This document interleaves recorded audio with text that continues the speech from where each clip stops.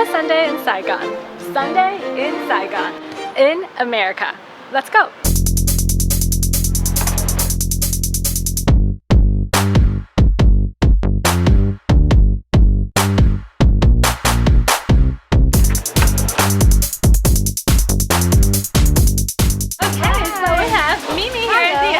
Sunday in Saigon. This soup is like on the stove, will be boiling at least 24 hours. Wow. My grandma is from Central Vietnam. Okay. So I make it like really the way that she would make. And this is the new thing and I believe we are the only one in the area doing it.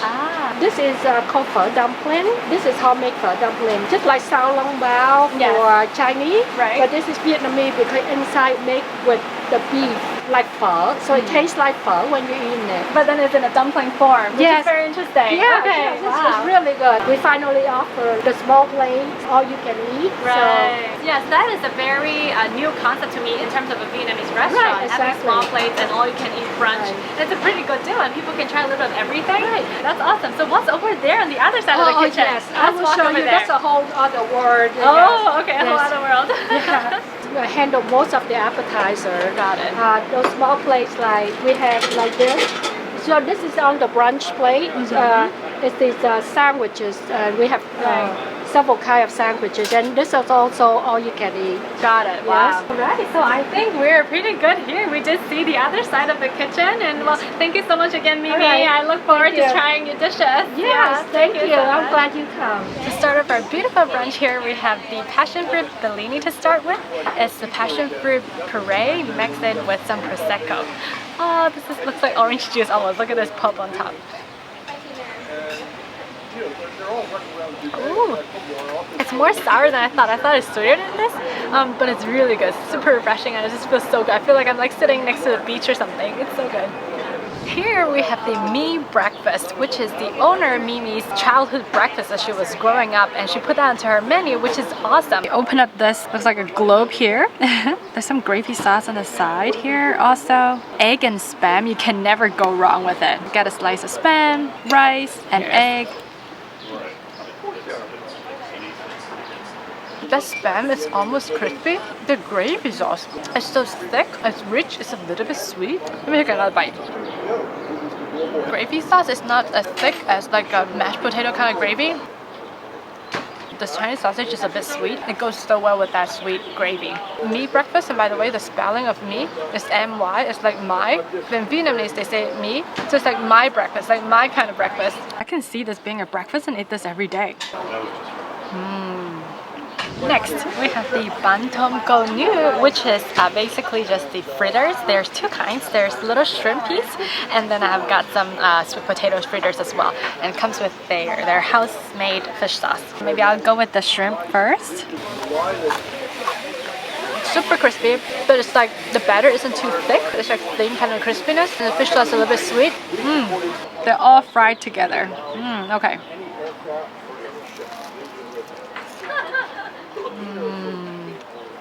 Yes. You hear that crispiness? Oh. Next, we have this Kai Lan Sao, which is just Chinese broccoli stir-fried with oyster sauce and garlic. I've never seen it cooked together with onions. I really like that their brunch idea is that basically all you can eat, and they're all tiny plates like this. You can eat as much as you want, and you can try a little bit of everything. Salty, sweet, crisp, and garlicky. Most important is that garlic in there. I feel very familiar with this flavor. At the same time, it has its own unique, maybe Vietnamese seasoning to it. It's really good. Next, we have this papaya salad, and look at the colors here. There's not just shredded papayas, but I think there might be some carrots, some daikon maybe too, and then peanuts, garlic, and then maybe fish sauce on the bottom, and then there's basil and mint leaves in it as well. Oh, and beef jerky, most important thing. So you have an option of getting either beef jerky or tofu if you don't want to eat meat.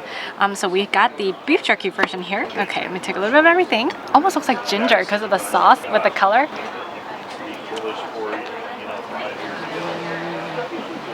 The papaya is so thinly sliced. Every bite is so crisp. Oh, I can feel the hot sauce in there. There's some kind of spiciness in it, but it's really good. And then the beef jerky just added extra chewiness to it. On top of the peanuts, there's crunchy, crisp shrimp chips here.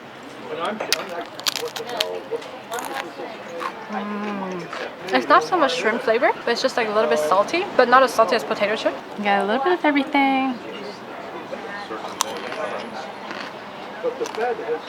It's so good.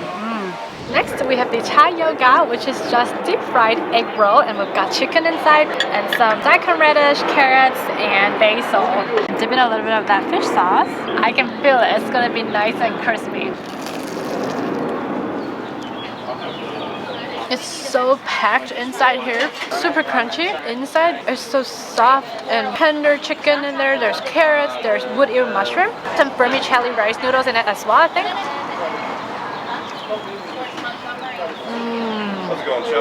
A little bit more fish sauce. Brunch punch. Next, we have the Sunday In Saigon, which is stir-fried vegetables laying on a bed of crispy egg noodles. And you have the option of tofu, chicken, or beef, and we have the beef here. Okay. Love there's a mix of all kinds of vegetables, and then on top, I'm stirring it because there's some seasoning on the top. I think the sauce on the bottom might have been oyster sauce, similar to my Chinese broccoli earlier. Then we got a little bit more of crispy noodle on the bottom. And noodle is slightly on the saltier side, while the veggies is nice and crisp and sweet too. I've got beef, cauliflower. They cook their vegetables really well because I really like it like cooked, not raw, like super hard. Their veggies are cooked just the right amount, sweet, it tastes fresh, and their sauce is just on point.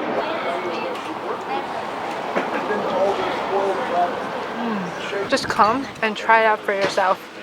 Sunday in Saigon was a brainchild of Mimi Nguyen over at Cafe Banh Mi. Mimi wanted to kind of showcase the other side of Vietnam that not many people show, especially to Old Town. Wanted to kind of bring that nice, vibrant Vietnamese food. This is how it started. Your dishes, are they like from a particular region in Vietnam or? No, we cover all of Vietnam. More so to embrace everything as opposed to just kind of focusing on one. Exactly. Yeah. Where's Mimi from? Mimi's from Saigon. From Saigon. That's why Sunday. Exactly. I was gonna ask why did they pick the name Saigon? And you also showcase other regions of foods too. Absolutely. But yeah, okay. And then tell us a little bit about maybe the interior design, the concept of that wallpaper over there. Yeah, absolutely. They're all Vietnamese sheet music, pre-war essentially. They are love ballads, songs about war, you know, just a little bit of everything. Cool. Like I really like the interior design because it's like it has some traditional elements to it. At the same time, it feels modern, which is really cool. Yeah, I really like that. So this is considered a lounge. People can congregate here. You know, we want people to kind of enjoy the atmosphere. Even if you're not eating, we do have you know, wine options. We have cocktails. You can kind of treat this as a cocktail lounge. Yeah. We have plenty of books. They're not just for show. We want people to come and look at them. We take a lot of time kind of picking up the books. We have books about, you know, Hanoi and Saigon, obviously, but we also have cookbooks in English and in Vietnamese to, you know, kind of just let everybody kind of see what, you know, we see. Right, yeah, and you have some board games too, Absolutely. right? Yeah, so people can really just relax and chill here, enjoy their wine, chat with friends. Absolutely. Yeah, well, thank you so much again. Thank you. Enjoy. Alright, so our first dessert here is frozen yogurt with berries. We've got strawberries, blueberries, and some mango pieces here. And it's served on a like Asian teacup. How cute is that, right? And it's really creative that they do frozen yogurt and then served in this tiny teacup like that, matching their small plate concept. Okay. See, it's melting already.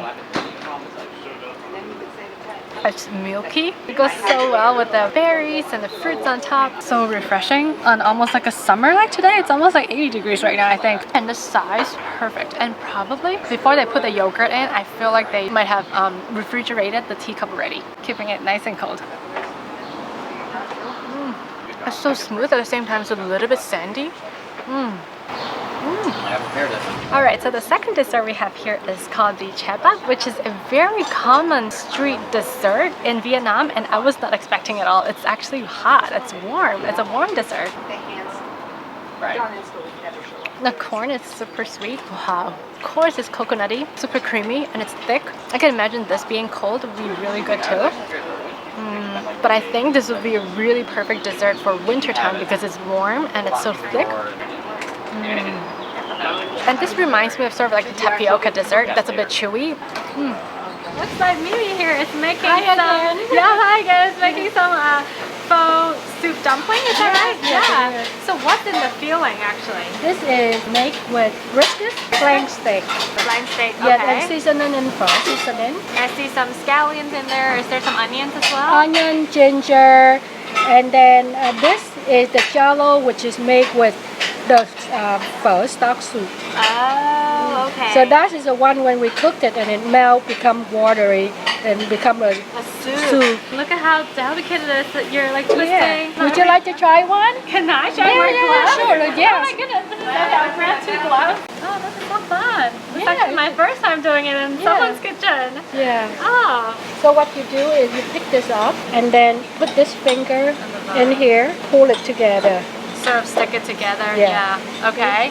When you pull it, you have to push it, to press it so it can be. Oh no! Yeah. No, this is so much better. Look at what it's it's like a mess on top. Well, no, it looks good. I mean, the important part of this is make sure the pile stay up so the soup won't peel out. Like when yes. falling out of it. Right. Well, this is so cool. Yeah. Well, should we go over there and actually try one now? Sure. We'll have it in the steamer. Sure. So hot. Right. It's gonna be very, very hot. Very, very hot. Okay. Yes. This is what you do. Yeah. And then you put it in here.